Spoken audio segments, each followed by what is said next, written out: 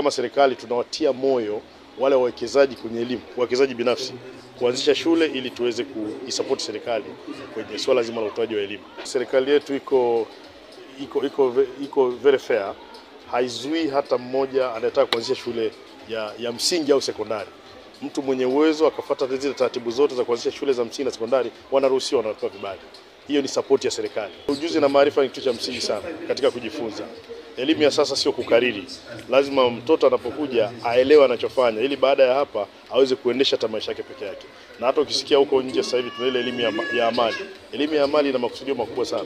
Mtoto anapomaliza aidha elimu ya darasa la 7 au anapomaliza elimu ya sekondari awe na uwezo wa kujitegemea hata kuendesha maisha yake ya kawaida. Tumeona tehama, watoto wanaonyesha masuala ya tehama, lugha, kwa mfano Kichina. Kichina sasa hivi ni lugha maarufu sana na muhimu sana katika biashara za dunia. Umeona wanafundishwa Kichina hapo. Umeona Kifaransa wanafundishwa hapo. Kwa hiyo ndio malengo ya serikali, kuhakikisha kwamba inashirikiana na taasisi binafsi kuhakikisha kwamba kila mtoto wa Kitanzania anapata kinachostahili. Swala la maadili. Shule inasimamia maadili tena ya Kiafrika, hasa ya Kitanzania. Kwa swala hili ni muhimu sana, na nitoe tu wito kwa shule nyingine ambazo ziko mkoa wa Dar es Salaam na hata hapa Kinondoni, waje Monti waone namna gani walimu na wamiliki wa Monti wanavyosimamia maadili ya Kitanzania.